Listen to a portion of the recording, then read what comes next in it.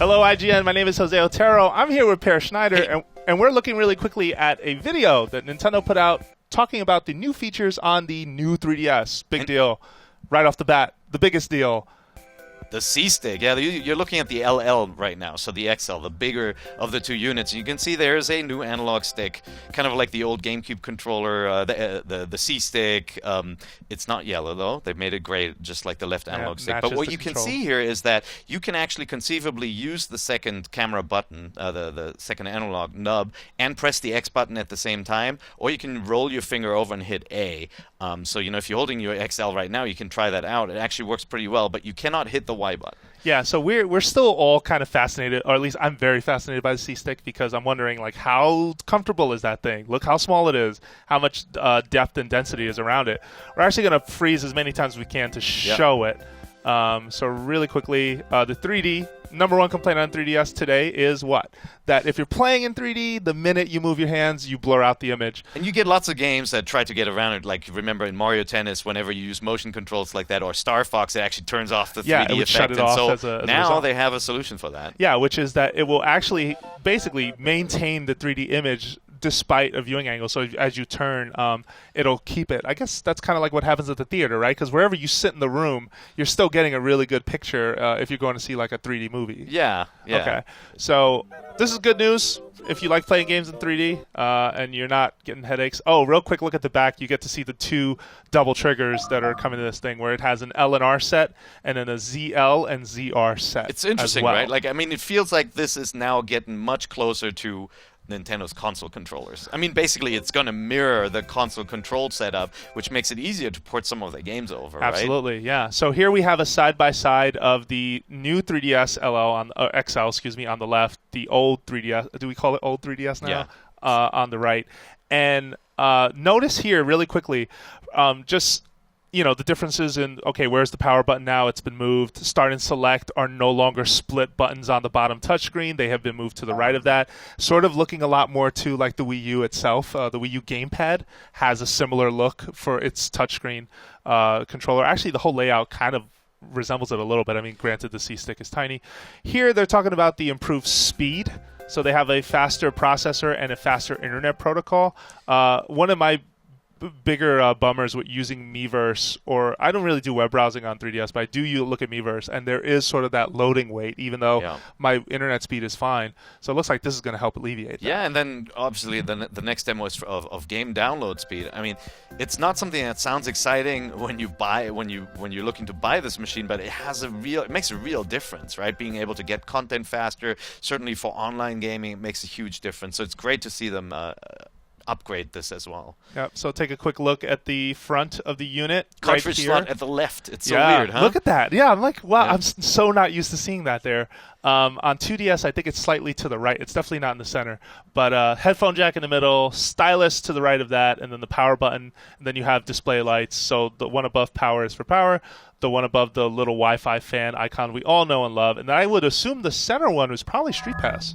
Or Spot Pass. Yeah, that would maybe make the most sense. Yeah. I have reservations about power buttons on the front of a unit because I always feel like there's more accidents happen when it's on the periphery of a controller or a console like this. But we'll see. Maybe you have to hold it for a long time. And if you take a look right here, you see that. So one of the criticisms on 3DS currently that I see every once in a while is that because the bottom screen has a bit of a platform around it, is that in tightly packed bags, it can scratch. It could leave minor scratches on the top screen. Looks like they've might be trying to address that with just these bumps here as well. And they took the buttons off, which I don't know if that's going to help that problem, but I think that will. Yeah, the big kind of piano key buttons are gone. Right now, you have those little nubs. I think it'll make a difference. And here's probably the real reason why this upgrade exists. Amiibo. So Amiibo is a huge part of Nintendo's strategy moving forward into the holiday season and foreseeably 2015 and past that. So this thing, the bottom screen, is going to have an NFC reader built in so that you can scan in your Amiibo figurines. Which makes a huge difference. If you think about games like Skylanders that use a portal to scan characters, right, to access characters, on the 3DS, it was always awkward to have this giant portal on the side as well, and it's gonna be awkward with standard 3DS and Smash Brothers as well. So it's great to see them build this into the unit, makes it more portable, or makes it portable, and then hopefully more developers will be using NFC for some cool stuff as well. Yeah, and if you look on the left, I'm not sure if we pointed this out. There's a volume slider there now. The volume button got moved.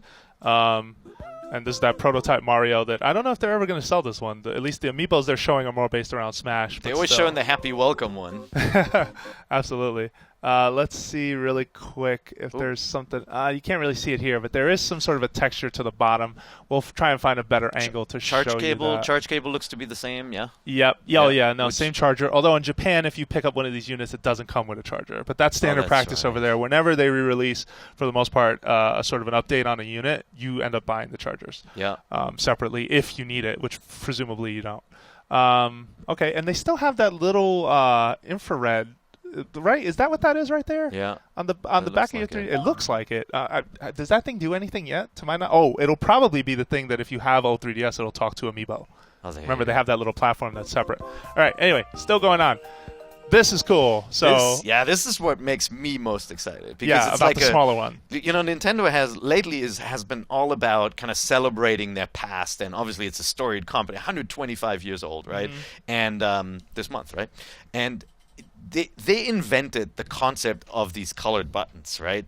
Back in the days with the Super Famicom, which became the Super NES over here, you had those button colors, and they were iconic. They were used in games. It was really easy to see what button to press just based on the color. And then they dropped it, and they let everybody else run with it. The Xbox 360 controller, the PlayStation controller, they all use the buttons. And they sort of brought it back a little with the GameCube controller, but they still never really committed to all colors back all the time. And it looks great. With GameCube, the C-Stick was yellow, right? Yeah, so absolutely. they assigned the yellow to that stick. Speaking of C-Stick, just another quick look at it. I'm obsessed with looking at that thing. It looks like there is some range of mobility there. It doesn't quite have that outline that the circle pad has. Yeah. So it's a little strange to look at still, but it could feel like hopefully it has more play than a laptop computer's kind of mouse button, like a keyboard integrated one.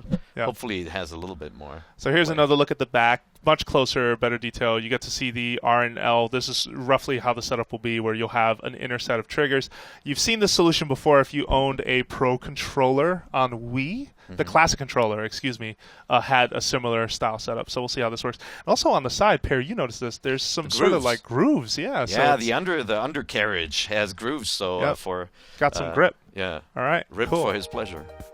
And moving forward, here's a quick shot of the front. So again, we talked about this cartridge on the left, headphone in the center, stylus, and power button. Oh, wait, I keep looking at that C-stick. There it is again, slightly raised higher really than the like button. That C-stick, I just keep thinking about it. That's all. I'm just like, I hope it works well. Microphone hole at the front too. Yep. Yeah, there you can see the grooves really well in that shot. Oh, right there. Yeah. So it won't fall out of your hand. Hopefully the stylus also won't fall out of the stylus dock. Well, you got to get your kids to stop chewing their stylus. They eat styli. Yeah, that's the problem. All right, so here they are, side by side. New 3DS XL. Coming to Japan only October 11th. Pricing right now is roughly, before we take a faceplate off. It's coming apart. 16,000 yen, which is roughly 165. A little more, depending on the dollar course. Depending on exchange rate, and that's roughly 190 maybe. The XL, judging by frame rate, exchange rate. Excuse me, I said frame rate. Yeah. Faceplates come off. Cool thing. Will this affect how they do custom units? Maybe. Well, yeah, maybe the LL or XL will be the one to always have the full themed units, but I gotta think they'll sell packs of different colors of the base unit with like 3 exclusive faceplates or 1 exclusive faceplate. I think we'll continue to see special editions, but I actually like that the information, kind of like your serial number and everything, is under the faceplate now. If you go back, you can see that, which I had a DS where the information got scuffed off, so it was really hard to figure out when I had to send it in for repair what the actual number was. So they're getting smarter about that stuff. I actually dig the smaller one. I just like the concept of the faceplates. Some of these are not. There's your serial number, presumably right there, like on the inside label of that. This guy got the very first 3DS. You can see that. Yeah, you can tell from the X's and O's. Yeah. No, I think this is really cool, and it still doesn't change their approach of on the XL they can put out limited edition units. And actually, in Japan, they're putting out 2 special new 3DS XLs custom.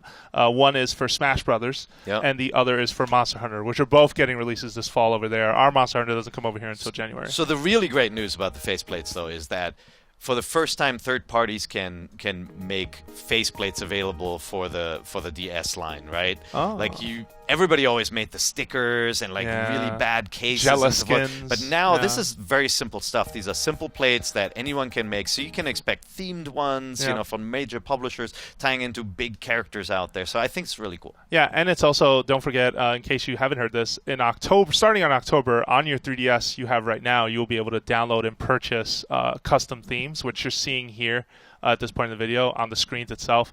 If you notice too, the UI is changing a little bit. Some buttons got moved around, and that home/settings button was never there before at the top left. Just pointing that out. Yeah, there will be a firmware upgrade to go with this as well, too, right? Yes. Yeah, presumably, absolutely. Or maybe before. Yep. And there you have it, folks. These are the faceplates. That wood one over there, did you see that? Top left? I mean, top right, excuse me. You see the wood paneling, and it has like, that's pretty good. Well, there you have it. This is our new 3DS, just quick look sort of thing. They're retailing these for $10 for cases in Japan, a little over that. Again, available the same day as the unit. This thing is not coming out in the U.S. yet.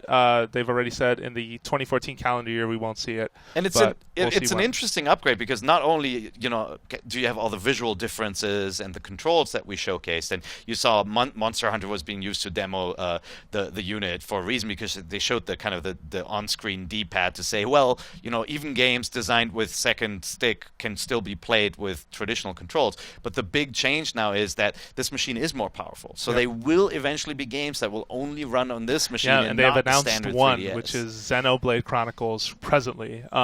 And I think we'll have a bigger discussion on that. If you listen to IGN's All Nintendo podcast, Nintendo Voice Chat, you should check that out. We'll have plenty of stuff to talk about there. And for more coverage on the upcoming... Oh, wow, there's a Rosalina. I keep that watching. dog has a puffy tail. Yeah, look at that. Nice. If for more new Nintendo 3DS information, make sure you keep it right here at IGN.